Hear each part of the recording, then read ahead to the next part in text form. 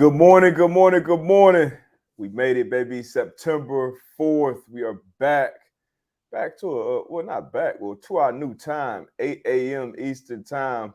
Whoever showed up, I'm glad you're here. I'm sure some people will pop in once they see it pop up. We back, man. The man pod.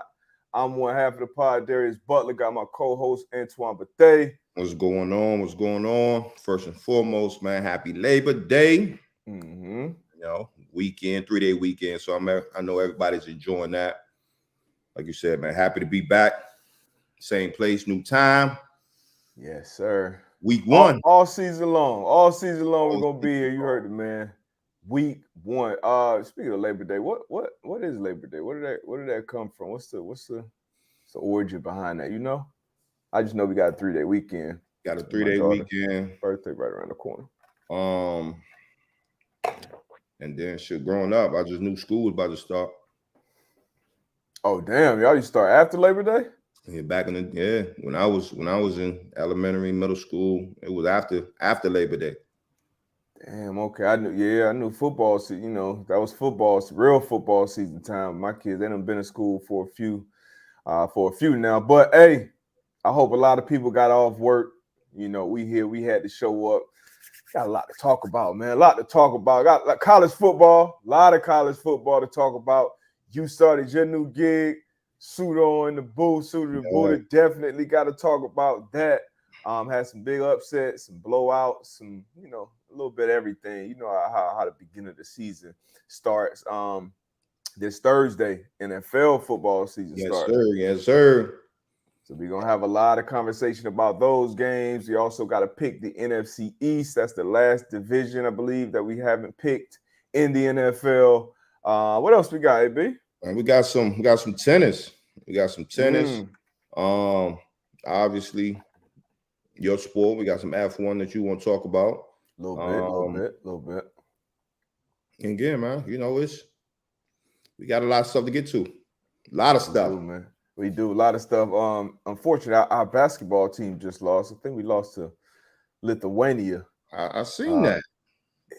You weren't here last week, but I'm gonna ask you about those Noah Lyles World Championship comments, and a lot of people are trying to give him a victory lap now. But once again, we'll talk about it, man. Football, F1, tennis, a little bit of basketball talk. Hey, a lot to get to. Let's get it. September 4th. See y'all on the side, man.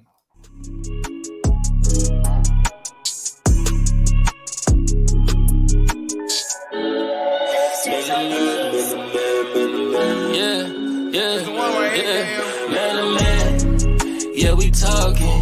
Man to man, they can't guard me. Man to man, they don't wanna see us. Man to man, they don't know how to beat us. Man to man, man to man, man to man,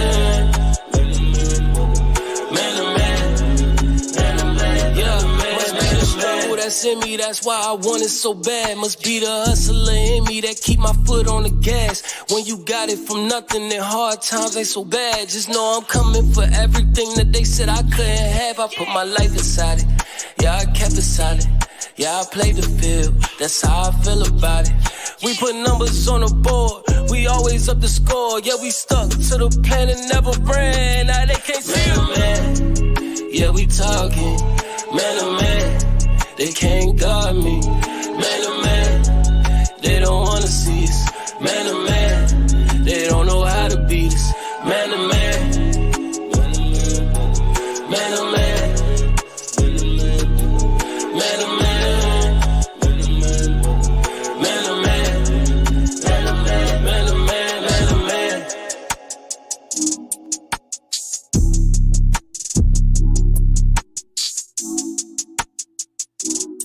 Anyway we can get it, baby.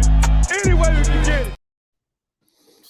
Yes, sir. Yes, sir. Starting early this morning. You got your 30 minutes in early, or you getting in after the show? Yo. Can you hear me? I got you. I say, yeah, you got your 30 minutes in already? You getting in after the show? Man, I don't know why I was delayed. Say it one more time. Mic check, 1 2 1 2. We good. He got that spectrum over there. That Hey, spectrum man. acting up. Spectrum been up the bullshit. ESPN, like they been up the bullshit, man. Hey, What's good? What you say? I ain't hear you. I missed that part. Spectrum made headlines this weekend, kicking off that college football. As soon as it started, ESPN put out a message, or Spectrum put out a message to all their customers about how they couldn't agree and blah blah blah. But I just asked you if you got your 30 minutes in already with our new early start. You wait till after the show to get it in. Nah, I'm gonna wait till after the show. After the show, I think if the kids would have got up this morning, I would have been able to get my 30 minutes in. But everybody's still knocked out, sleeping in. But definitely gonna get it in after the show. How about you? Same. I said, you know what, we starting early. I'm gonna get in, get my blood flowing, get a little workout in, then go do the show. First alarm went off.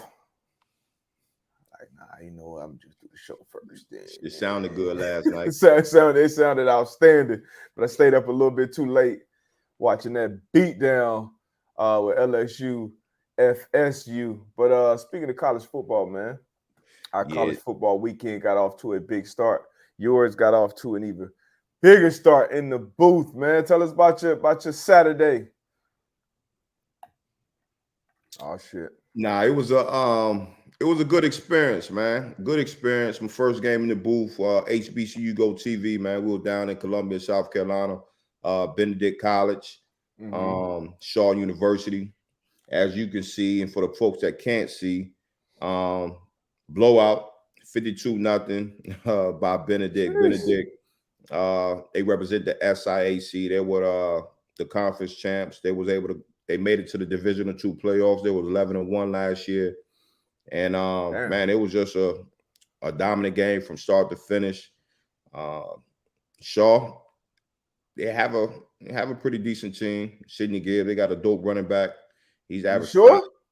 Yeah, he got a decent team. You know, I just think Benedict jumped out on them boys. Shaw, they ended up dealing with a lot of injuries throughout the game. Shaw got a running back, man. He averaged 5 yards a carry for his career. You know what I mean? But Charles was 5. Yeah, but you know, it was a good experience. It was something that's been new to your boy. Talking on screen, then having somebody talk in your ear. Just the prep work that you see, just with the entire team, the team in the truck, camera guys, graphics, just everything, man. You just see all the work that everybody puts in 2 days before the game, the day before the game, the morning before the game, and then throughout the game, just everything that goes on, man. So obviously it's a lot of room for improvement, but I'm excited for the year, man. So is it something you can see yourself doing for a long time? Yeah. And like I was telling Tone before you jumped on, I would say, like, leading up to the kickoff, you know, it's a lot going on. A lot of people in your ear. Hey, we're gonna do this. Get ready, stand by. Nah, hold on. Boom. And so, you know, my first time, I'm like, shit, this shit crazy. This shit gonna be like this for 5, 3 hours. Like, damn. But then, you know, kickoff, and then, you know, getting the ads and all of that. And shout out to my man James Hadnot, the play-by-play. Young boy, man, he was out there just moving and grooving. You know what I mean? I was telling him, like, shit, you got a tough job. You know what I mean? Being able to keep everything going. Laurentia Moe, she's our sideline. So, man, it was cool. I could definitely see myself doing more of this in the long run. And you know, as the game went on, I just kind of, you know, settled down and shit from there, man. It was just talking ball like we typically do. So it was exciting, man. This week we in the A, Clark Atlanta versus Fort Valley State. So okay. Yeah. There we go. Yeah, that so when you got that team, for the people that don't know, you know, you got your play-by-play. Like you said, what's your young boy's name again? Name James Hadnot. Okay, James Hadnot. So they set up the play. So it's, you know, 1st and 10 is, you know, the personnel to this, that, and the third. So, and a lot of people, you got to go to school for that play-by-play stuff. Yeah. Play-by-play. And then you have the color analyst is what AB was doing. And that's once the play's done, in between that play ending and the play-by-play setting up the next play, you got to get it in real quick. Hey, this is what's going on. Sometimes you'll get time to do a replay and draw something up, but you do that, and then obviously the sideline reporter, sometimes you go down to him or her to get some questions or get some extra details on what's going on field level. And like AB said, you got producers in your ear, you got this going on, you got that going on. A lot of moving parts, but definitely excited for you, man. That's going to be dope. And then you back at it again this weekend in I actually may be very likely be out there doing another one too with Alabama, Texas. Okay.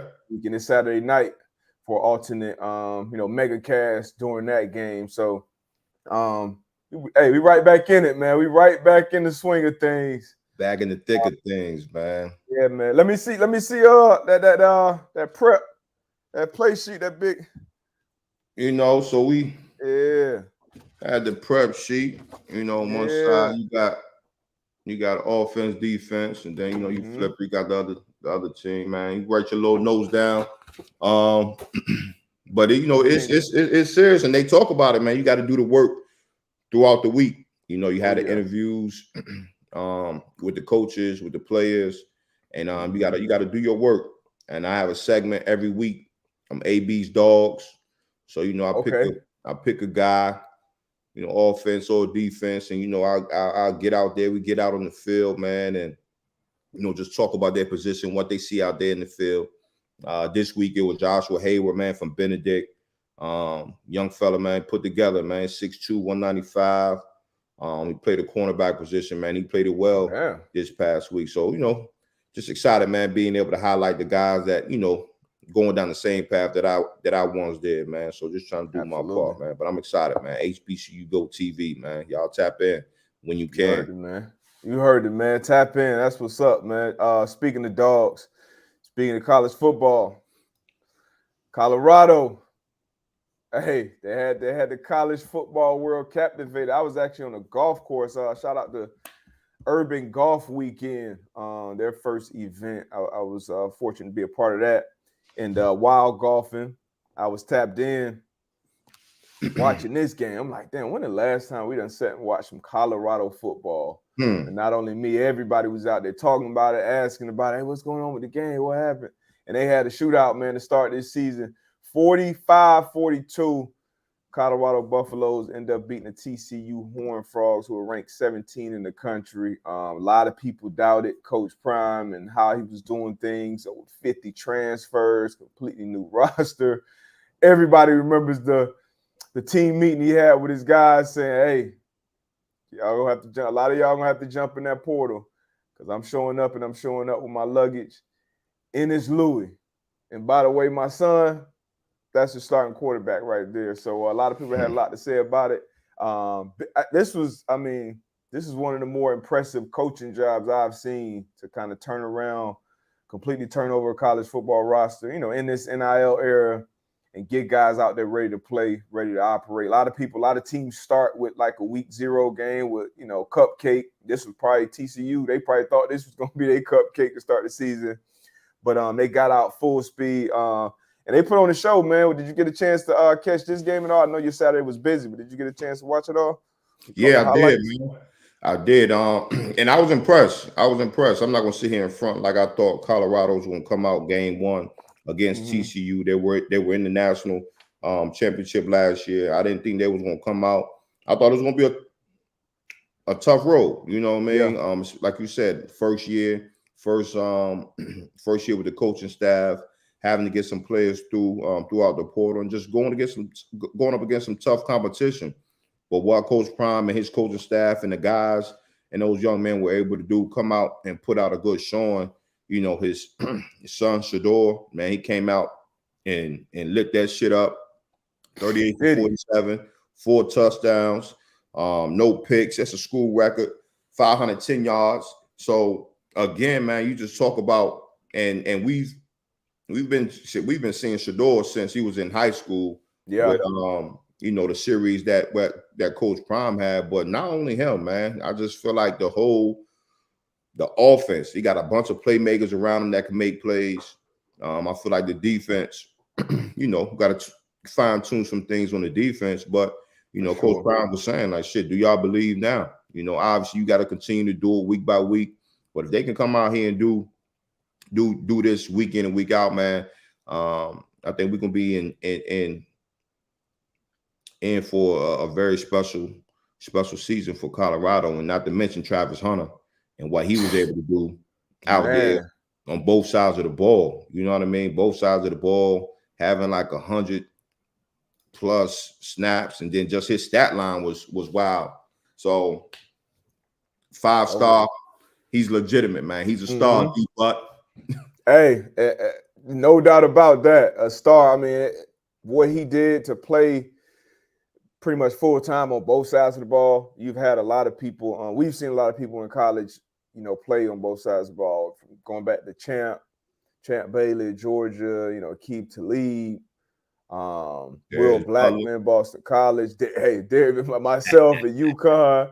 But and I'll speak for myself. I knew I couldn't do it full time, both ways for a whole season. That was more so of like we were playing like a good team. It was Virginia, Louisville, Baylor. Right? Like if we played a big team, it was like, all right, D-Bud, you're gonna have to bring your lunch pail and the water bottle today. Like we need you on both sides of the ball. But so I don't know if this is gonna be the situation with Colorado, where it's like, okay, the big games, the bigger teams, you're gonna have to do more on both sides. But I don't see that sustaining. But shoot, I ain't doubt nothing Coach Prime or Travis Hunt say they could do. If he say he can do this all season, then I'll be locked in front of my TV to watch it. But what he did on both sides of the ball, unbelievable. And going back to obviously Shedeur throwing for 500 yards, which is a Colorado record. And I'm sure it's a record in a lot of places.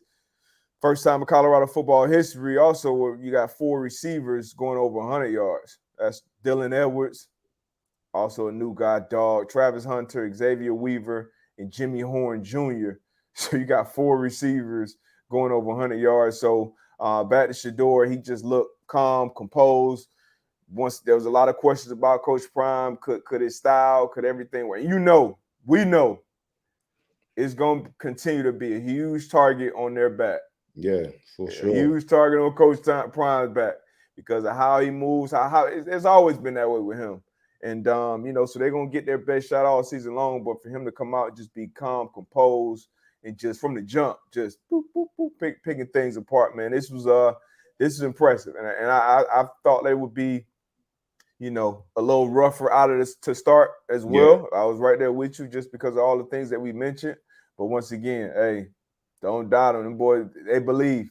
and that's what it comes down to. You always talking about betting on yourself. This program, and that group of young men in there with them, young men and women that are part behind the scenes, definitely believe in. We talk about it all the time. That's all that matters, what happens between those 4 walls. No, that's it, man. And I'm just interested to see how the rest of the season goes. Yep. It was one thing that I was thinking about is just as far as like Travis Hunter, is like what that practice schedule going to look like. You got 100+ snaps. Because this thing about it in the league, obviously, it's a different brand of ball as far as college and league. But just imagine when you got 80 snaps on the defensive side of the ball in the league, or 70 snaps. It's like, well, damn, shit, Monday, Tuesday, Wednesday, man, we're going to be in that training room. So just for him, hot out there too. Say it again. Say it was hot out there too. Yeah. So for Travis Hunter having 129 snaps, like what does that week look like for him? And I'm like, shit, it's gonna be a couple of days and he's just gonna be red jersey.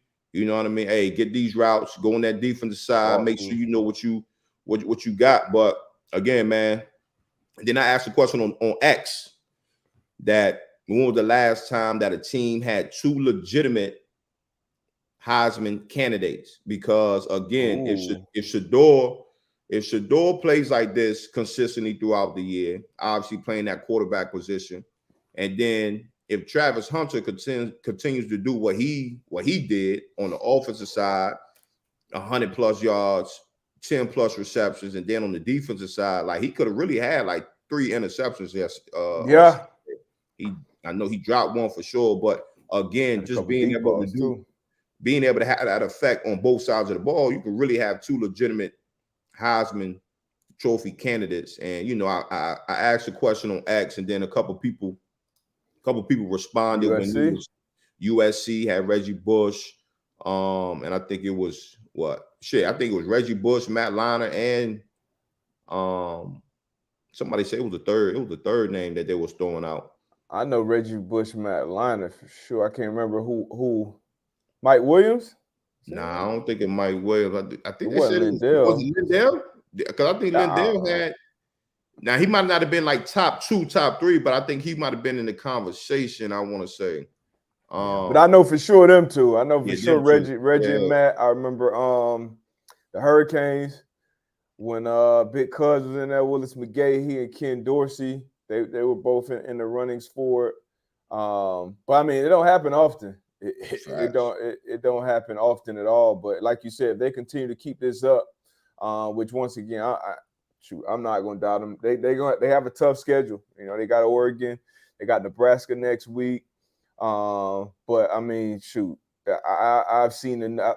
I felt like this week was probably going to be their toughest week. You know, as far as operation, because you know, it's one thing to practice and do all these other things. It's a complete different thing to run out there and actually have a full operation. You were just talking about, you know, your first game in the booth and listening to producers and playing off your play-by-play guy and what's going on with the graphics and this, that, and the third. Same thing with football. You can practice all you want, but when you actually – and they run up tempo. Like they run up tempo, and they played against a team who was doing the same thing with TCU. So that's a lot of moving parts for a lot of different people when you talk about a football team and the organization. So I think they'll only continue to get better.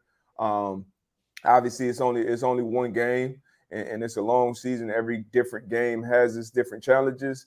But you know, Coach Prime has shown me, I think all of us at this point, that you can trust them when it comes to, you know, getting the team and the coaching staff ready to go out there and compete. So I'm excited about you know, what Colorado will continue to show.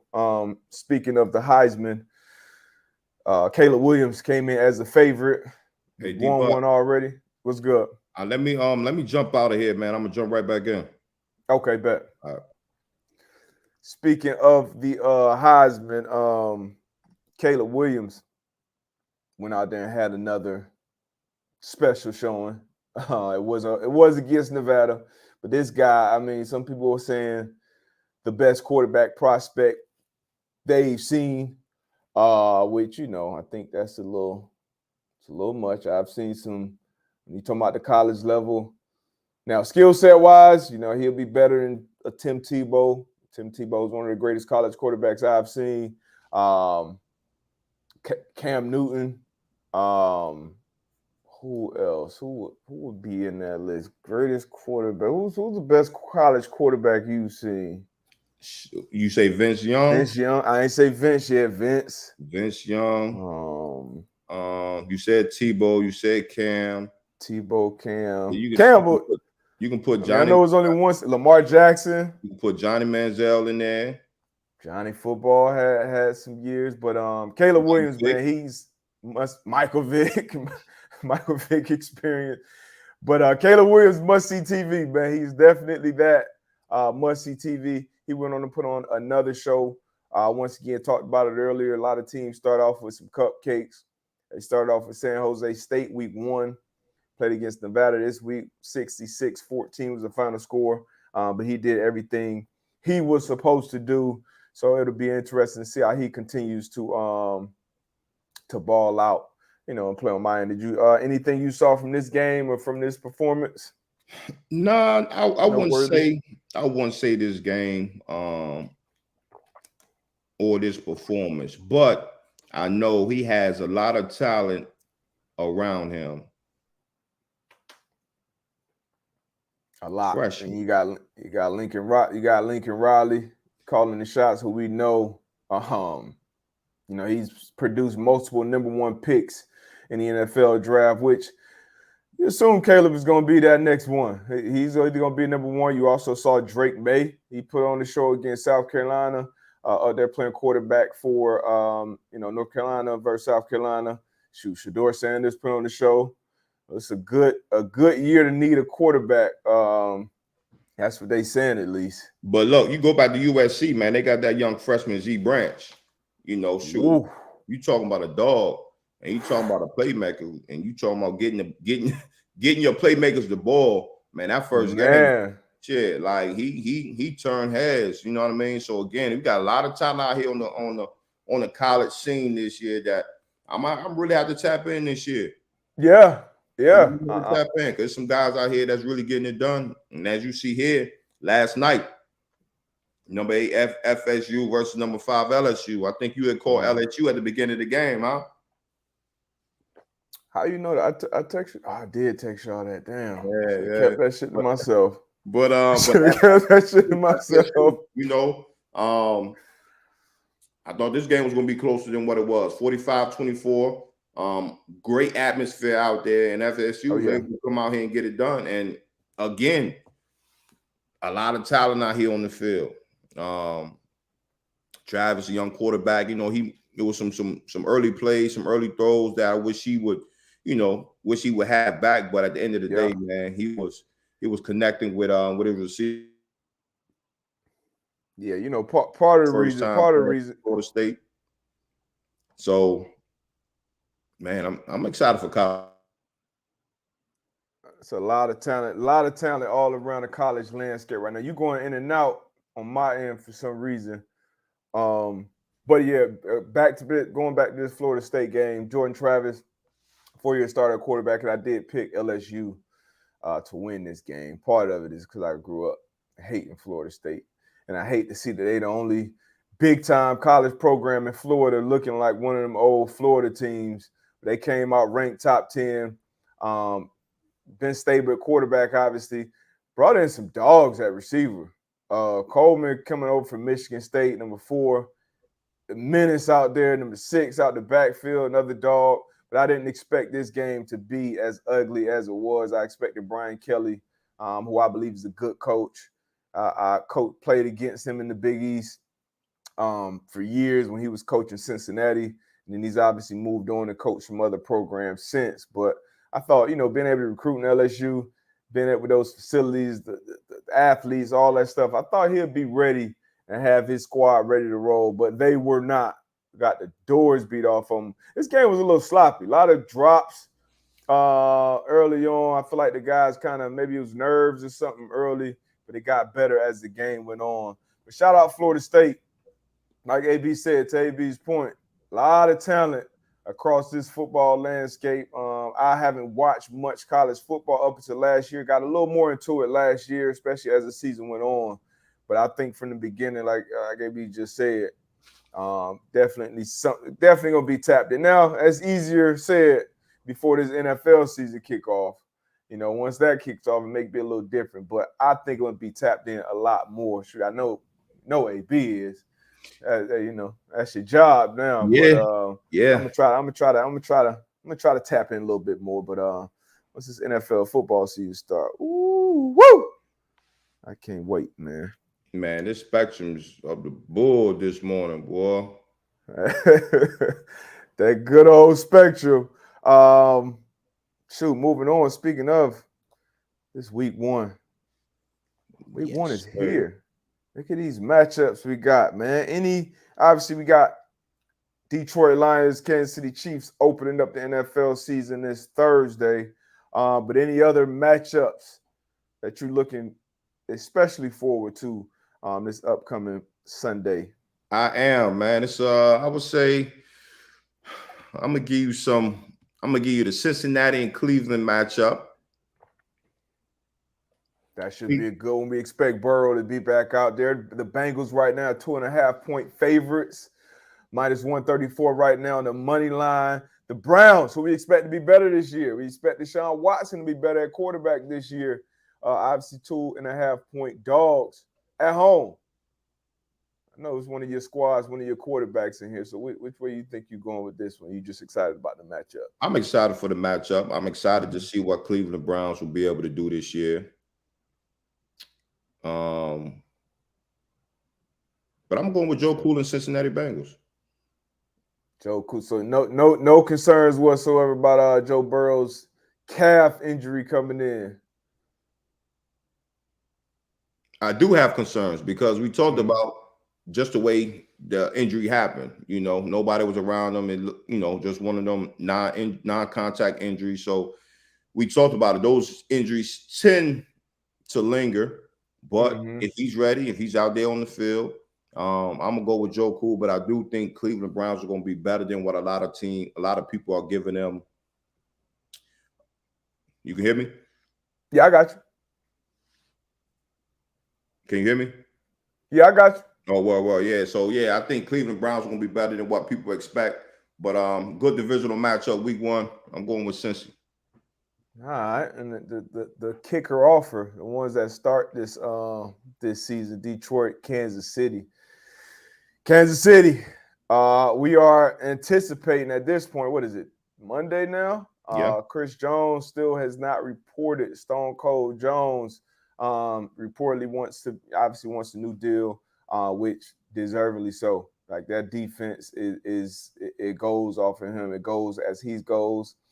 Been a huge part of that defense and all of their, AFC Championship run, Super Bowl championship. So he deserves his money. It's a couple players on the team, Patrick Mahomes, Travis Kelce, who have taken team-friendly deals. So maybe they're looking at him like, hey, we expect you to do the same 9-5, and he wants some money. I'm assuming close to where Aaron Donald is, because it's a gap between Aaron Donald and the next group of guys, Dexter Lawrence, Quinnen Williams, other guys that's gotten paid. He wants, a check. So that would be a big piece missing on that defense if he's not there for Thursday, which we assume he won't be. But the Detroit Lions are 6.5-point dogs on the road against Kansas City. I'm actually taking the Lions to cover in this one. I don't know if I have them winning just yet, but I'm taking the Detroit Lions to cover against the defending Super Bowl champs. I like Jared Goff. I like the offense. I love their draft from this past April, and I think they're going to come out fighting and for sure cover on this one on the road against Kansas City. Which way you feeling? Which way you going on this one? I'm going Kansas City on both ends. They're going to win, and I got them covered. I got them beating the Detroit Lions by a touchdown. I do feel as though the Detroit Lions are going to be a much better team this year. But again, the Chiefs are the Chiefs, man. Patrick Mahomes and company, they're going to do what they do. First game of the year in Arrowhead Stadium. So Kansas City, they get the dub. They win by more than 6.5. Okay. Any of these other? Oh, yeah. I like the okay. I wasn't gonna say that one, but I was definitely gonna say the Cowboys and the Giants. But since we got it here, San Francisco at Pittsburgh. I think this is gonna be a good one. You got second-year QB Kenny Pickett. Think he's gonna improve. You got Pickens. Obviously, you got a Mike Tomlin-led football team. That's they're going to come out and they're going to be ready to play. San Francisco on the road. Off a good year last year. This is going to be a good matchup. I think I'm going to go San Fran here. I think I'm going to go San Fran. I don't know why, but I feel like Pittsburgh, man. I feel like Pittsburgh at home week 1. I remember last year, thinking about last year, they opened up the season against your guys, the Bengals, and they gave Joe Burrow all he can handle. I want to say probably 3 or 4 picks, 4 or 5 picks, and just, Mike Tomlin, he's going to have his guys ready to go. His guys played a lot in the preseason. Kenny Pickett, you spoke about it, second year in the system now. George Pickens, the offensive line, hopefully they improve, but defensively, they're going to be ready to roll. And when TJ Watt is out there playing football, they win more than they lose. So Minka, they got dogs on that side of the ball. Pat Pete went over there at cornerback position. I think that's probably the most questionable position right now. But the Steelers, man, I think they're going to surprise some people at least week 1. And then Brock Purdy. Brock Purdy, great finish to the season. I feel like should have been Rookie of the Year with how he played. I know it wasn't a full season sample size, but the way you come in and play that quarterback position to the level that he played was unbelievable. Big year for him. A lot of people, you got the book on him now. You know what to anticipate. He does well. What he doesn't do great. So to open up the season against this Pittsburgh defense is going to be a tough task for him. Up and down that roster, super talented. Nick Bosa, Is he going to be available? Is he going to play week 1 without his new deal? Or will it be the highest paid defensive player in NFL history by that point? We shall see. But the over-under is 40 here. I'll probably lean towards that under. And I think if it hits that under, I like the Pittsburgh Steelers to steal this one in week 1 at home at Acrisure Stadium. It sounds good. I got the San Francisco 49ers on the road, man. That defense is going to be flying around. C-Mac, got Debo. Those guys are going to go out there. They're going to play well, man. I think it's going to be a great matchup. Like you said, Mike Tomlin's going to have his team ready to play. As always. I got San Fran. I got San Fran in this one. Tough one, though. Tough matchup. Yeah, go to the Dallas and Giants. Another we got to talk about the NFC East anyway, but tough week 1 matchup between them two teams. We got the Dallas Cowboys. We've been we always talk about them throughout the offseason. Dak Prescott, can he get it done? Can he get his team over the hump? You got Trayvon Diggs got his new deal. Micah Parsons, obviously. You got Gilly Lock that signed with the Cowboys this offseason. So that secondary is looking really good. Yeah, that front's looking good on the New York side.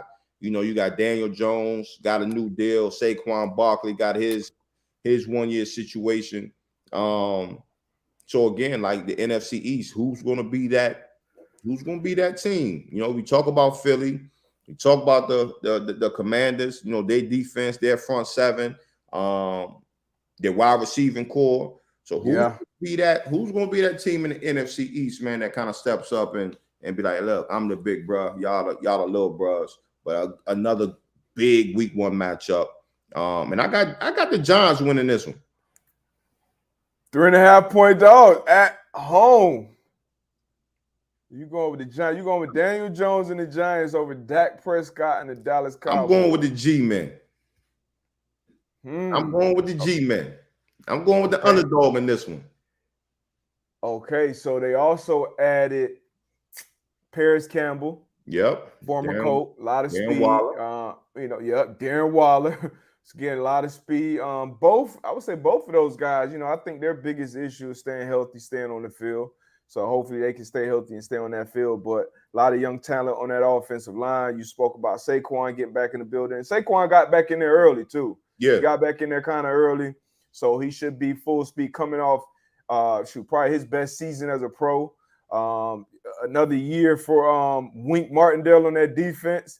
And Brian Daboll as the head coach and, the play caller too. So a lot to like up there in New York for sure. Isaiah Simmons, I'm excited to see how Isaiah Simmons, former first-round pick, got traded from the Arizona Cardinals to the New York Giants. I'm definitely excited to see how Wink uses him in that defense. A lot of good pieces on that defense. So it's a lot to love about this Giants team. Dallas Cowboys, one of the best rosters in football. You add Brandon Cooks. I don't think they cover. I think Dallas wins, though. I like Dallas. I like them defensively. I like them offensively. But you want to know something crazy about this NFC East, and we obviously going to talk about it. What's crazy, D-Buck? There hasn't been a repeat winner of this division for 18 years. That's wild. So 18 years in a row, no team. So we saw how dominant the Philadelphia Eagles were last year. A lot of people are picking them to run it back and do the same thing. You are one of those people that I picked them to win. I think I did too. Actually, we didn't even talk about it yet, but we will talk about it. So we shall see. But it's interesting. It's stacked. Sam Howell will be a question mark in Washington at the quarterback position. His own coach didn't even know he was good after watching him practice and play all year. That's another story for another day. But you go with the Giants in this one. I think I'm gonna go with the Cowboys in this one. You don't sound too confident there, my guy. I don't. I'm not. You don't sound too confident. I'm not. So yeah, you know what? Y'all stay tuned. We'll have a pick show like we always do. So don't listen to that shit just yet. But AB went with the Giants, his former squad. Speaking of former squads, 2 of my squads. Uh-oh. Going at it week 1. Now, last year, Tua had his worst outing against these Los Angeles Chargers. Chargers healthy is week 1. Is this the year they get over the hump? Highest paid quarterback in the league, Justin Herbert. They are 3-point favorites at home. Miami Dolphins at Los Angeles Chargers. Dolphins dealing with a lot right now, injury-wise, some stuff going on off the field. Where you at with this one with the battle of my squads? As you said, man, Miami Dolphins. If we were going into this game, like you said, not dealing with the injuries, not dealing with some of the off the field issues that's going on out there, I think I would go with Miami right here. Again, you got some dogs on both sides of the ball, but I'm right now I'm leaning with the Chargers. Okay. Right now I'm leaning with the Chargers. It's Monday. It's still early. You know, we still got some reporting to do. We still get some information that can come out, you know, throughout the week. But right now on Monday, what time is it? Almost 8:45. I'm going with the Los Angeles Chargers. All right. What about? I'm gonna ask you about a player. Talk to me. J.C. Jackson. Hey, struggled last year after coming signing a big deal. Struggled last year.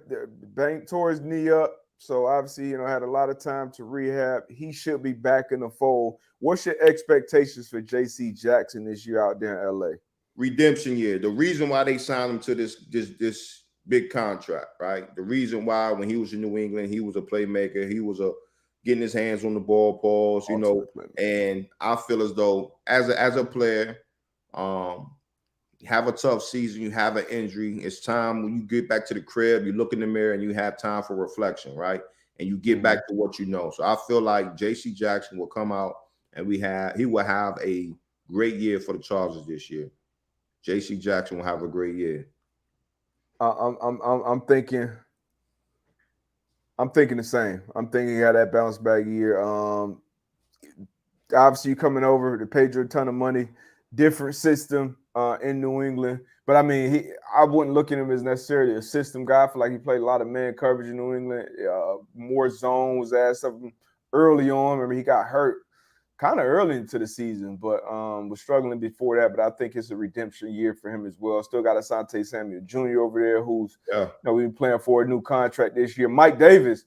I don't know why. It's got to be some reason he in that 43 out there corner, but he had his best game of the season probably last year against these Dolphins. It's a primetime game too. And you still got Derwin James back there, you know. So right now, they brought over Eric Kendricks too from the Minnesota Vikings.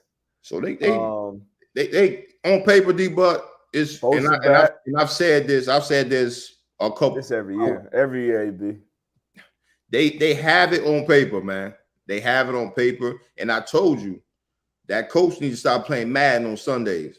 He chilled. He heard you. He heard you last year. He chilled, which I don't like. Be who you are. I get it, but that be who you are, get your ass shot. And you just got to be smart, man. Play the game, man. Like, play the game. I get it. You confident in your guys. You confident in your play calling, but play the game. But again, man, on paper, man, the Chargers, they got it. Justin Herbert, I think I'm going to be expecting more out of Justin Herbert. You got that good payday, you know. People speak highly of him. He has a lot of talent, but you know, hey, get your team over the hump. You know, the same conversation we talking about Dak Prescott. Yeah, so, Jay Herbert, you got to do the same thing.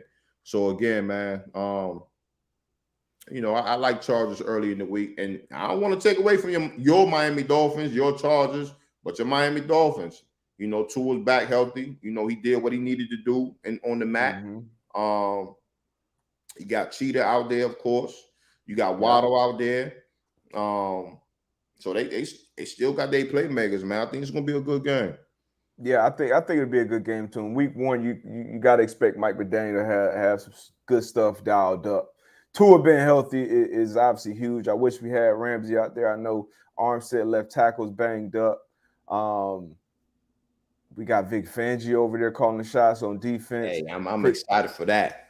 I'm really excited about that. Christian Wilkins, will he be available? A guy who's been holding in, waiting for his new deal on that defensive line, never comes off the field for us. But like you said, Herbert, it's a bad taste in their mouth. For him, you lose a 27-point lead in the playoffs as a quarterback, as a team, as a head coach. You got to come back and bounce back. Obviously, it's a new team, it's a new year, but that's the last feeling you had taking the field for a real game. So they'll be motivated at home. Let me tell you, I ain't gonna pick this one just yet. Still kind of early. Yes, sir. Both of my teams there. Over under 50.5. What would you go? Oh, I'm going over. I'm going over for sure. I think both of these offenses. You spoke on Dak Prescott. Been in the same conversation now with Justin Herbert, expecting more because of the talent, because of the roster around you. Got Dak Prescott's old play caller now with Kellen Moore.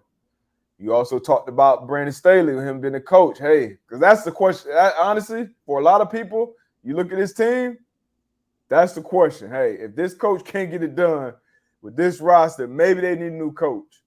Kellen Moore, a lot of people expected him to probably be a head coach at this point. He's first year calling shots for Justin Herbert. I expect him to, our offensive coordinators when they're in this position. This is okay. This is the interview process. This is the interview for sure. this whole season. So I expect him to come out guns blazing. But I ain't gonna pick this one just yet. But something we do have to pick. Check these odds right here on the FanDuel Sportsbook. Who was our presenting sponsor of the show? Actually, before we even get to this division, we got to run this read. And you weren't here last week, the first time we played it. We're going to play this back. And I didn't tell y'all the answer, but the over-under was set at 3.5 for how many times it took me. Now we're going to see where AB at after we play this. Get ready for the NFL season with incredible offers from FanDuel, America's #1 sports book. Right now, new customers can bet $5 and get $200 in bonus bets guaranteed. Plus, all customers who bet $5 will get $100 off NFL Sunday Ticket, and that's from YouTube or YouTube TV. Now is the best time to join FanDuel. The app is easy to use, and you can bet on everything from spreads to player props and more. So, visit FanDuel.com/M2MLive and kick off the NFL season with an offer you won't want to miss. FanDuel, the official partner of the NFL. Okay. Over under 3.5. I'm going to go under on this one. You sound very confident in your read. I'm going to go under here. Hey, I appreciate that. I appreciate the confidence, but it was over for sure. It was over. Okay. Since you said it was over, can I ask at the player props? Did that get you at any time? That's what got me. It was the player props, and it was how I was obviously I had no problem, no issues reading it. But then after you read it, it's like, okay, it got to flow a certain way. It got it got to sound a certain way because it got a period and so that's what got me a couple different times. So it got me four times. So right over that. And when we were on last week, I had the people in the chat, set that over under, and they said it right at 3.5. Damn. So I could hear the enthusiasm. So I'm like, my guy got under the 3.5. But then when I'm listening to it, I heard the emphasis on player props. So I'm like, oh yeah, that player prop, that PP fucked my guy up. that PP fucked my guy up. So I'm like, all right. I knew that took at least 2 tries. You knew that added at least one take for sure. But it was that and something else. But yeah, got it done, and it sounded good. So shout out, FanDuel. Speaking of FanDuel, NFC East winner, the favorites right now to win the division are the Philadelphia Eagles. No surprise there. They're the favorites at -115. Dallas Cowboys at +175. New York Giants at +200. 700. Wow, that's a little longer odds than I expected. And then the Washington Commanders at plus 1,300. I believe the only new starting quarterback in this division, with Sam Howell being named the starter up there in D.C. Yep. We'll start with them. We'll start in D.C. Right now, they're over under as far as win totals, 6.5 plus money on the over plus 100. And then obviously, minus money on the under, minus 122. You think the Commanders can win 7 games this year, AB? I think so. I think so. I think it's going to be a question mark at the quarterback position. I think it's going to be some bumps in the road, but he has talent around him. And again, this is where, coaching comes in, being able, okay, what is the game plan? How are you going to call the game? And those type of things. But with the talent that he has around him at the receiver position, I can see them right at 7 games. And then you talk about the defensive side of the ball. That front four is probably one of the best in the NFL. You win the game in the trenches. I feel like they could do some things on that side of the ball. So I got them right at 7 wins. It's a lot of good energy. Being that they're into new ownership. I think this might be the first game in a while that where they playing? So they put some money into the stadium too. Are they playing at home? To open up? Yeah, to open up. I'm not sure. We didn't even. I don't think we previewed their week 1 game. Let's check this schedule real quick. Versus, I think they are at home against the Cardinals. I think I heard start off with a win. First game that's been sold out. So it's a lot of good energy going around, man. So I'll have them right at 7 wins. I got them over. I might be tripping. It's early. I might be tripping, but I got them right at 7 wins, D-Buck. Yeah, you ain't had your coffee yet. I'm going under. You brought I do like bringing Eric Bieniemy over. I know with some headlines with him talking about coaching the guys too hard and some shit like that.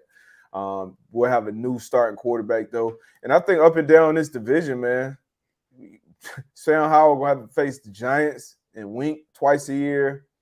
The Cowboys with Dan Quinn calling the defense twice a year. And then the Philadelphia Eagles with that defense and that defensive front, which is, I would say the best in ball at this point based off what they did last year. Then you go sign what a lot of people call the best player in college football last year with Jalen Carter. Yeah, you got him added to that defense with some other pieces. I think that's just a tough road. And I think they may potentially be, you talked about the new ownership group. It may potentially be in those Caleb Williams sweepstakes, low key. And not as blatant as the Arizona Cardinals, but we shall see. And Eric Bieniemy, I can see him being the head coach of this team probably next season. That's just me talking. But I'm going with the under here. I look at them as almost like a 4-13 football team this year, the Washington Commanders. So AB went over. I went under that 6.5 for the Commanders. Moving on to one of AB's old squads. New York Giants, 7.5 wins over under. What you got? What you minus 104 on the over? I'm actually surprised it's this low.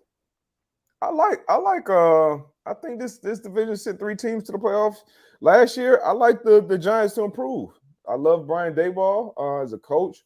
And something that's very telling about him, not only what we see on the field, but former players. I heard Gronk, I heard Julian Edelman both say, if there's one coach that can get me out of retirement to come play for him, it's Brian Daboll. And that was kind of surprising to me.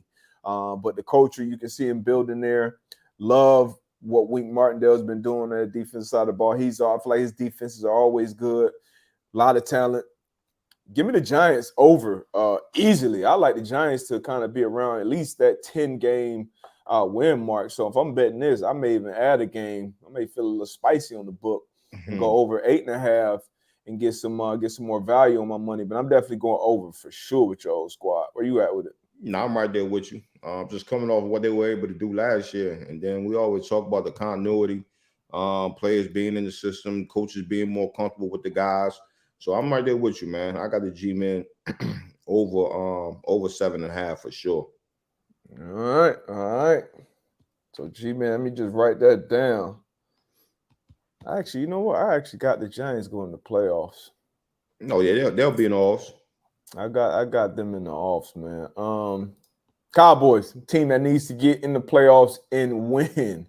A lot of conversation, as always, around this team, around their quarterback, around the ownership group. They made a splash for the trade for Trey Lance. I think it's solid. You know, they had a second round grade on him coming out. You trade a fourth round pick to get him 2 years into a big rookie deal. Why not take that shot? Dak Prescott, he's on the verge of probably getting another extension, being the face of America's team.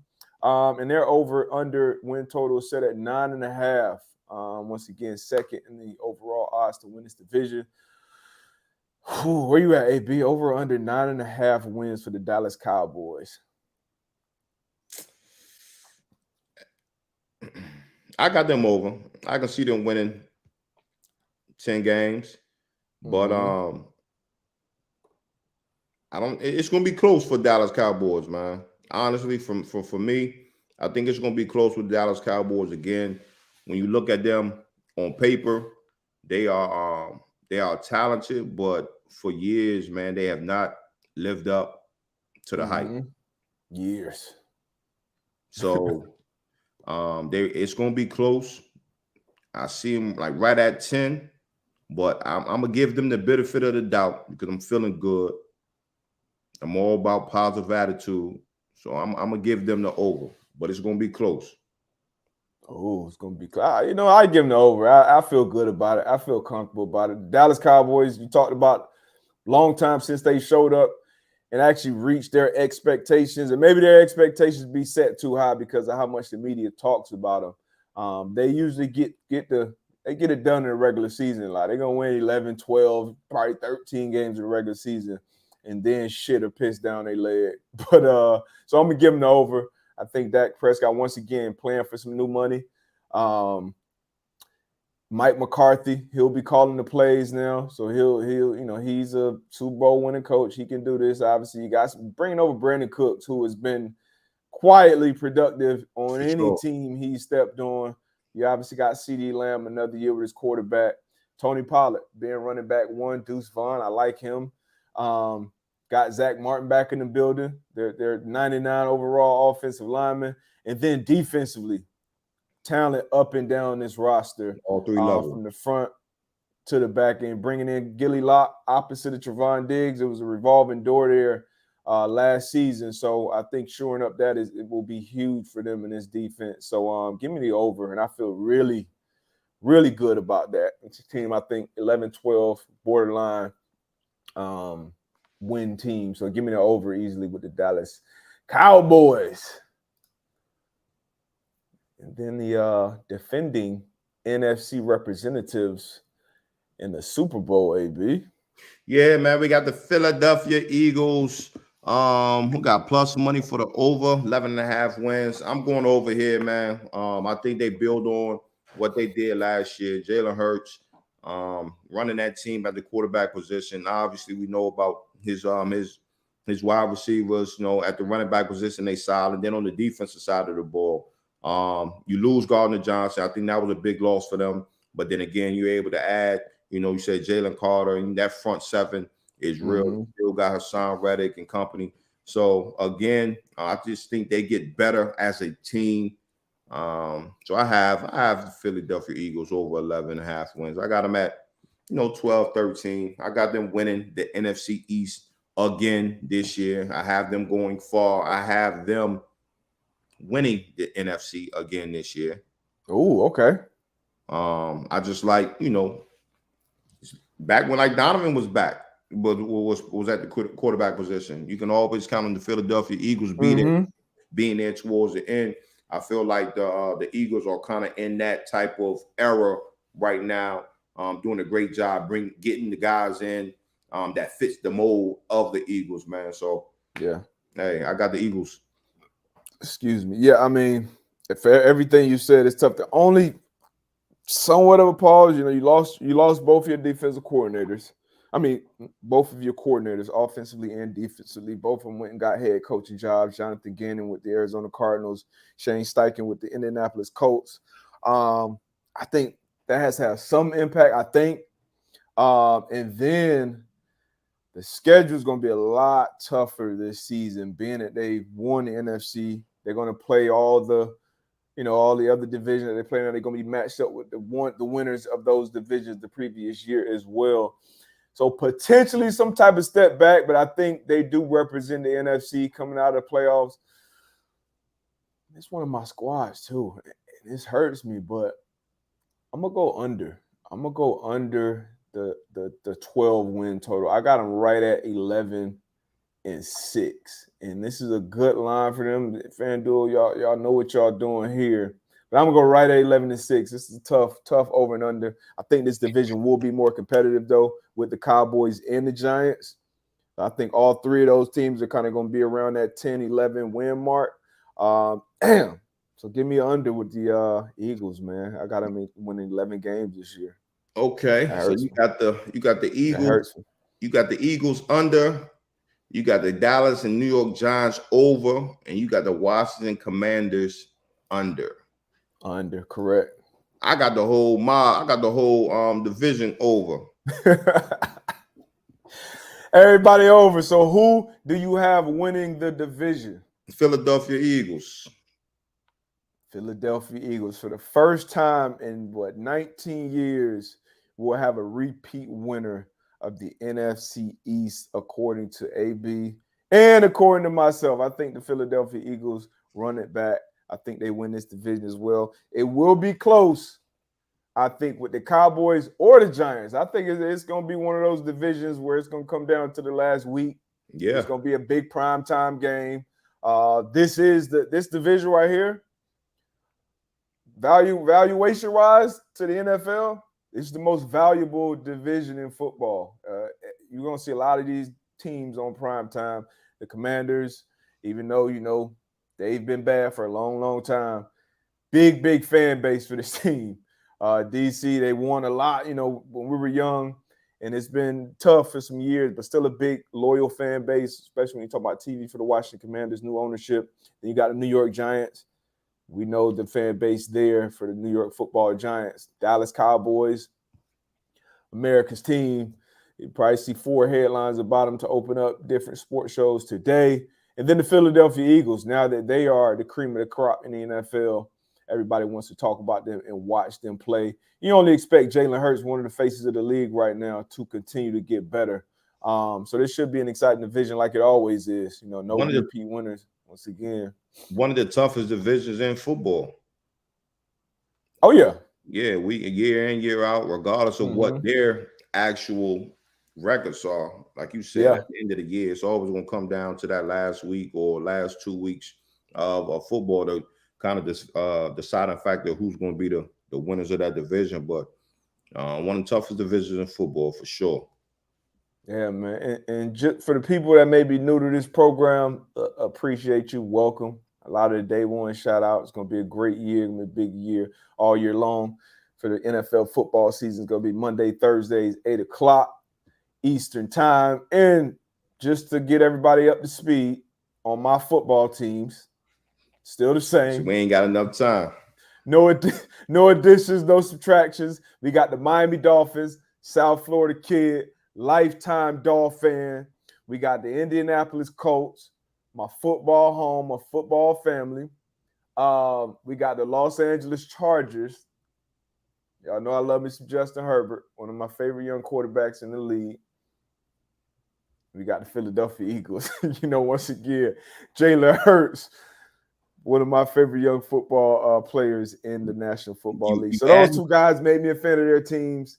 And then, Colts football family, lifetime Dolphins. So those are my 4 squads. AB talking, he counting. He got a few squads over there himself. Nah, I'm rocking. This year, I'm rocking with the Indianapolis Colts. Again, my football home. They drafted me, played majority of my NFL career there.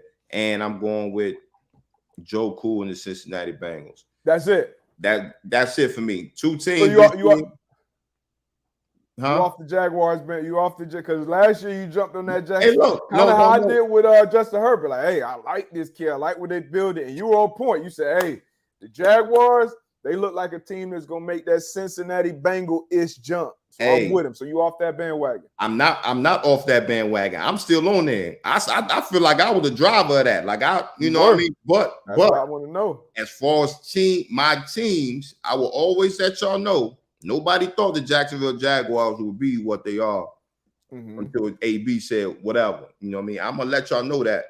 But this year, my teams, Indianapolis Colts, and Cincinnati Bengals. And I'm not saying I'm not off the Jacksonville Jaguars bandwagon. I ain't gonna call it bandwagon no more. I'm not, but they're gonna be successful this year. They're gonna be good. But they win that division. I think we both picked them to win. Yeah. I think they are. This JT shit got me upset. You know what I'm saying? But the Jacksonville Jaguars, man, they are gonna be good. But my teams, and I hate they both are in the AFC, but it is what it is. You know, not Jacksonville, but Indianapolis, and like you said, with Justin Herbert, that's kind of how I am with Joe Burrow. So those are my two. I feel you, man. I feel you. JT, you spoke on it. How do you think it gets resolved this year? I think I'm hopeful they can repair that relationship. Chris Ballard spoke on it, said it's repairable. They asked him why haven't they paid him yet. We won 4 games, blah, blah, blah. I think we need him. We don't have enough talent around Anthony Richardson right now. Hopefully that JT situation gets figured out. He's a Colt for a long, long time. How do you think that JT, Jonathan Taylor situation in Indianapolis ends up getting resolved?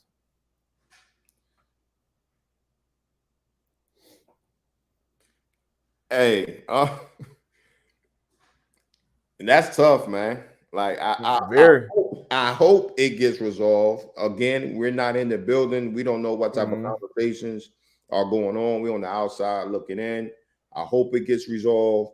You know, he's gonna miss the first 4 games. Hopefully it's something that can be hopefully it's something that can be said.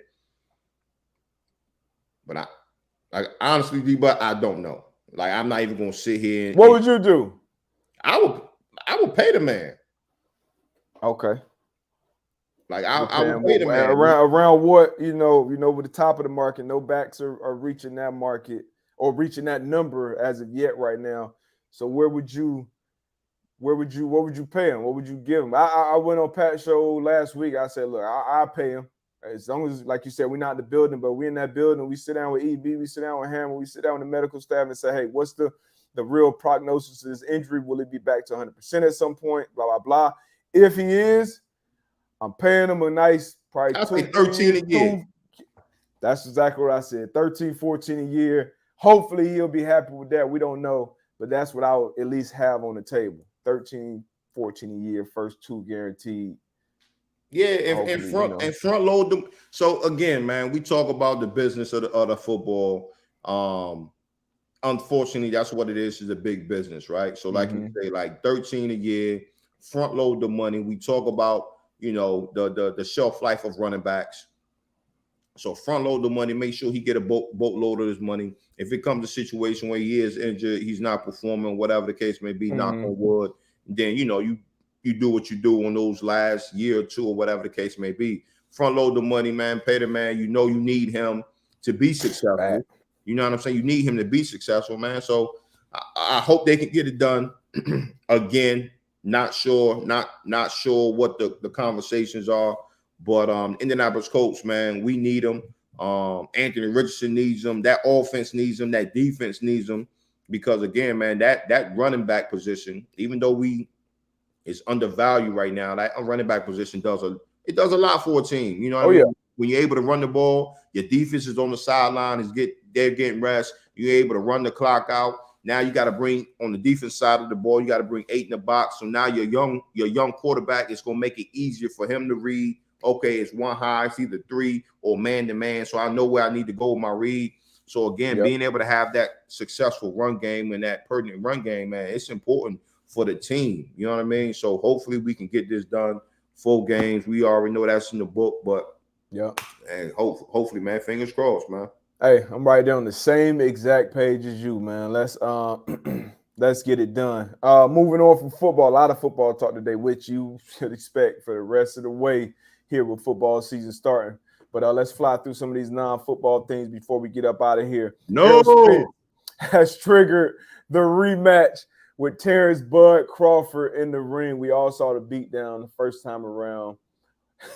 I think we already know, but what's your thoughts on Spence triggering this rematch, which we knew was coming? Yeah, we knew it was coming, but I say, and if I was Spence, I would did the same thing. I want my get back. Like shit, you ain't gonna beat my ass on national TV like that. I don't get my get back. I get it. You know what I mean? And then they saying that people saying that 154, the dehydration and all of that. Mm-hmm. I mean, I get it, but I just feel as though, and I was thinking about this the other day. You can be great at something, but at times you're gonna just meet a motherfucker that's just better than you. And that's fight between Spence and Bud. It was two great fighters, but just one was just better than him. You know what I mean? It was just everything that Spence did. Bud had a counter for it. He was ready for it, and he just looked like the bigger brother. And it's nothing wrong with that. Like I don't like it's no shade on Spence. Like Spence is a great fighter. Bud is just better. And I just feel like at any weight class, Bud is just going to show that he's just a better fighter. Yeah. And again, it's no knock on Spence. But hey, if they fight again, I am gonna watch it. Facts. They're gonna get my bread. So I just think, regardless of what weight class they fighting at, I think Bud is the better fighter. Yeah, I'm right there with you. Just like you said, once it's on, I will be watching. And I know the odds are going to look much, much different this time around. Last time it was a close fight, barely even the favorite. I think Bud was barely the favorite. I think he'll be probably a minus 250 money line type favorite going into this one. But I'll definitely be tapped in. Had a lot of tennis going on, obviously, with the U.S. Open, the women's side and the men's side. I think both semifinal, quarterfinal matches are set. I don't want to mess up any names here. We got Jelena versus Coco, and then we got Serena against Carolina. You've been watching. I know tennis is one of your sports. You been tapped in the U.S. Open at all? I love tennis, man. I haven't been able to catch too much U.S. Open. Just kind of been on the road, been working or whatever. But I've been able to catch some snippets, man. Coco out there doing her thing. But hopefully, top of this week, man, I'll be able to catch some tennis here, some U.S. Open. I've seen Jimmy Butler, your cousin, your long cousin, man. He was out there for a snippet as a what do they call them? Ball boys? What they call them? I think so. Yeah, I think. So I seen he was out there dressed up, and he did a little bit of that, but definitely got to tap in. A lot of star power out there at those matches for sure. Speaking of Coco, shout out to my neighbor. First American teenager to reach back-to-back U.S. Open quarterfinals since the GOAT, Serena Williams. So great bit of history there. And also some more history on the men's side, the quarterfinals.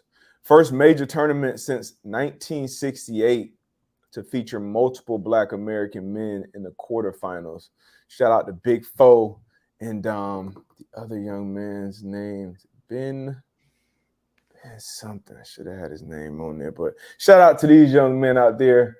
I love making the tennis game more popular and also opening the eyes to some other young brothers out there and can see, representation is everything. So I'm sure Coco, Serena, and Venus, some of her heroes, and now this would be the same thing with Big Foe and this young man here. So shout out to everybody doing their thing on the tennis court. Yes, I'm gonna be tapped in as well. To some F1 news. Lewis Hamilton re-signed with Mercedes until 2025. Let's see if Mercedes can build him a car to compete with the defending champion and the guy who wins them all at this point. 10 in a row, broke the record. He had a tie with Sebastian Vettel, an old Red Bull driver, with 9 wins in a row. That was the all-time record. And now Max sits atop all alone with 10 wins in a row in Formula One after winning the Italian Grand Prix. My man Max. So he continues to dominate, absolutely dominate. You can see by the standings here. After the Italian Grand Prix, he's up top with 364 points in the Drivers' Championship. And we got Look Sergio at the Perez, points, D-Butt. This shit ain't even close, man. Fernando Alonso, 170. Lewis Hamilton, 164. And Carlos Sainz at 117 around at the top 5. You know, hey, everything clicking right now, AB.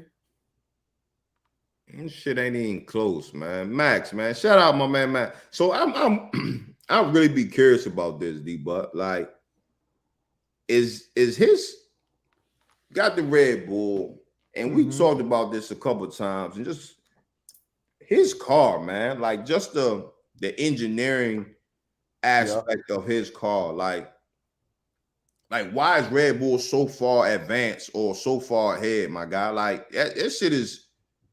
Well, is it money? Is it the people they got on their team? Like, is it, or they just?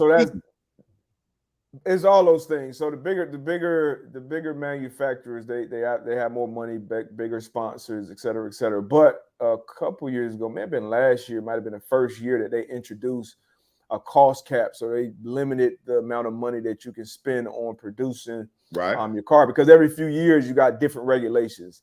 So they basically introduced the salary cap to building a car. In Red Bull, the first year they introduced it, they actually went over the cap, and they didn't get a real penalty, but they went over by like $1.5 million or something like that, which the other team said, hey, I could do it $1.5 million. That could be put me ahead of the game too. Yeah. But after the controversial world championship win with Max beating Lewis in Abu Dhabi at the end, they just kind of, they never looked back. And you asked about the people as well.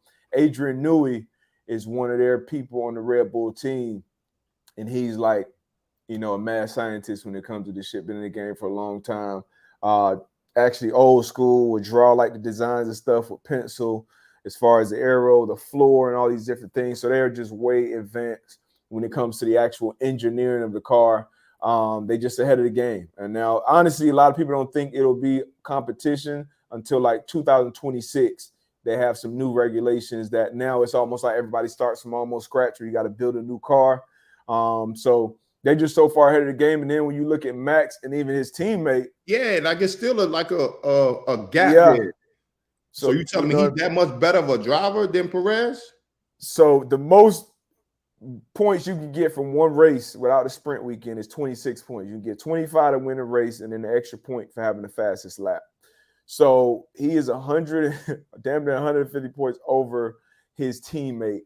So yeah, he's that much faster than his teammate in the same car. You know, same machinery. Now they may have a little different specs here and there with the car based on the driving style, but so that's why you got to kind of take your hat off to him, because all these we looked at all the different dominant eras, whether it's Vettel, Lewis Hamilton, Schumacher, and nobody has had 10 wins in a row in the sport. So you know your car the team, your car gotta be functioning. It can't have any failures. You can't make mistakes when it comes to strategy. And then your driver got to continue to be that dominant as well. So you got to take your hat off to Max with how he's been performing. And Lewis Hamilton actually made some remarks this past weekend saying like, hey, he's never had teammates as strong as I had in my career. I've always had stronger teammates. So even when I was dominating and winning championships, he was always the A driver too. So even if his teammate was winning, they'd be like, hey, switch spots essentially, let him get in one. But it's true, even Nico Rosberg in 2016, I believe, beat Lewis Hamilton for the world championship, and that was his teammate in Mercedes. So Checo Perez, they say he's not as strong as those drivers, but he is a pretty good driver. He doesn't qualify well though, at least this year. His qualifying has been shitty, so he's had to get in the race and start at 7 or 8 in the Red Bull and then end up on the podium. But speaking of these athletes though, Carlos Sainz, we talked about it before we opened the show. And you said, "Hey, didn't this happen before with the Ferrari driver?"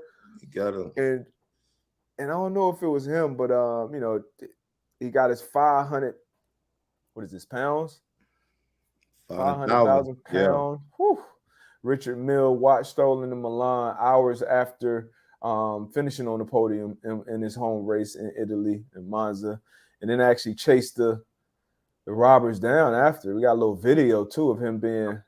I tell you, these are athletes, world-class athletes, AB. Yeah, all right, that's a bet. Okay. So I need to run down on this though. Like, he gets his watch stolen, right? So does he? I just have questions. Does he have it on his wrist? Did they run in the locker room or something and grab it? It says out. Well, no, they were outside. So actually, let me show you the video. I'm gonna show you the video real quick. Yeah. This is after he chased the robber down and got. So I don't care about afterwards. I'm just trying to figure out, like, how did the robber get the watch in the first place? Because if I'm robbing you for 500,000 pounds, like, first of all, I got to know you're gonna have that watch. So, I mean, these people are, especially, this is a Ferrari driver in Italy. So this would be like Tom Brady walking around in Boston, And I don't think Tom Brady would have a $500,000 watch on walking around in Boston just chilling dolo by himself. He was with some people, but I mean, let's see. Let's see the video. He needs some security. That's my dog right there. Gas. Chase him down. So I don't know. Does this make him an athlete though? Hell no. Like, shit, 500,000? Like, hell no. I'm going to get that too, like, athlete or not. But it's just, I would let him have it. You can have it. I ain't chasing you. 500. Pocket, but like, I'm not gonna have 500,000 pounds of watch in my pocket like that. I mean, no, I wasn't in his pocket. I'm sure he probably on his wrist. He probably. That's my thing. Like, how? I never owned it, but you probably own a couple of these. I never owned one. No. So I don't know how it clasped. I don't know how, but this is one of their sponsors too, I believe. So all the drivers. So these people, once again, you know who these people are. And so Lewis Hamilton, he's going to have an IWC watch on. These guys are going to have Rolexes or Richard Mille, depending on their sponsorship. So what they're going to have on. These ain't the biggest dudes in the world either. So, okay. So you might be easy licks. You proving my point, right? So you ain't the biggest dude. So you let Buddy rough you for your watch. So then after he rough you, you gonna go run and then you gonna get your watch back. Hey man, shout out to Carlos Sainz, man. Who was shout out getting his watch back. But I think Ferrari, another driver, they had their watch stolen. Shit, you gotta tap into Ferrari, man. The higher ups, man. Jay Starship says pickpocketing is heavy over there, I guess, in Milan. But hey man, Swiss Army Man podcast, all them F1 dudes watched up. Yeah, man, they walking billboards. So 5'10", 145, 4'6", and a 40. Man, get off me, Sands. It's my watch now, punk. My man got his shit back, man. I don't know how he got off his wrist, but he got it back, man. But hey, appreciate y'all jumping on. New time. Some of y'all showed up. Some of y'all be, tell a friend to tell a friend. Hey, new time starting 8 a.m. Eastern time going forward, man. I'm glad we snuck that F1 talk in there. Man. But big week coming up. Who you got this week? What game you got this weekend? Man, we got Clark Atlanta and Fort Valley State Saturday in the A. So again, man, if y'all want to tap into some HBCU football, HBCU Go. Get the app, man. It's streaming. If you have Apple TV, if you have the Roku. And on your guide, the Griot, man. So tap into it, man. We're gonna be there live in effect, and get you and tap into some HBCU football, man. There's some talent out there for sure. Follow us on IG, man. And we're gonna be. I know I have a weekly segment, AB's Dogs. Each and every week, man. I'll highlight a dog. Yeah. And just try to get these guys some exposure and some notoriety, man. So, and that's the Griot, GRIO, right? The Griot, yes, the GRIO. GRIO, Apple TV and Roku. I'll definitely be tapped in, man. Hey, appreciate y'all once again for tapping in. Tell a friend and tell a friend. If you got any questions, comments, concerns, hit us on Twitter and use the hashtag M2M Live. With that being said, we will see y'all on Monday. Same time. Well, yeah, same time as now. Same place, man. Appreciate y'all. Hey, get those 30 minutes in. Start your week off right, even though it's a holiday. Get your ass up. We gone. Peace.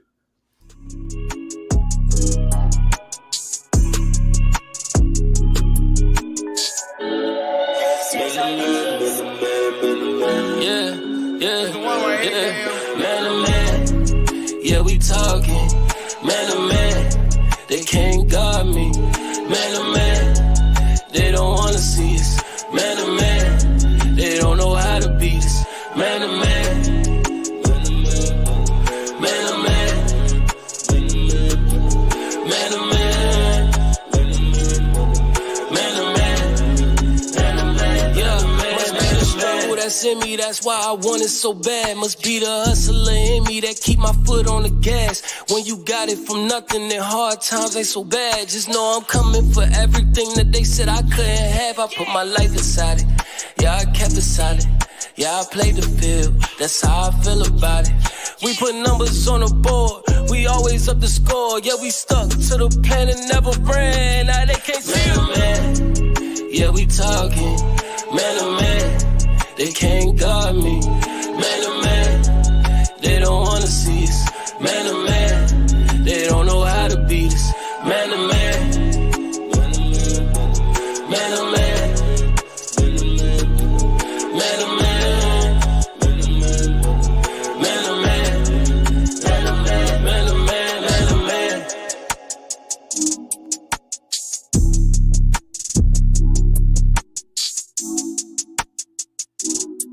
Any way we can get it, baby. Any way we can get it. All right. Hey, I'm just looking at I'm just looking at this joint, right? So Cameron and Mace, they got AB, they got AB on as their new Mondays analyst. Right now? I don't know if they went live, but I'm just looking on IG, and they got AB as a Monday analyst. That's dope. That should be interesting. Antonio Brown with the it is. I like they show too. It is what it is. Yeah. Yeah, it is what it is. I think they were signed with Underdog Fantasy. Shout out those guys, man. Changing the game, doing it different, dressed up, talking how they talk. Got to pause each other when the time is necessary. When you talking reckless.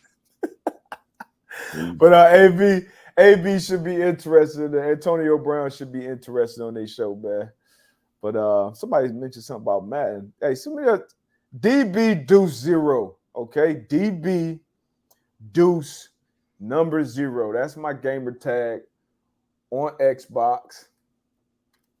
Shoot me the invite. I'm handing out smoke. What's today? Madden Mondays. I'm giving out smoke on Mondays on the Madden, man. Stop playing with me. G.I. Joe. There you go. I'll see y'all next week, man. Yeah. Man to man. You know what I mean?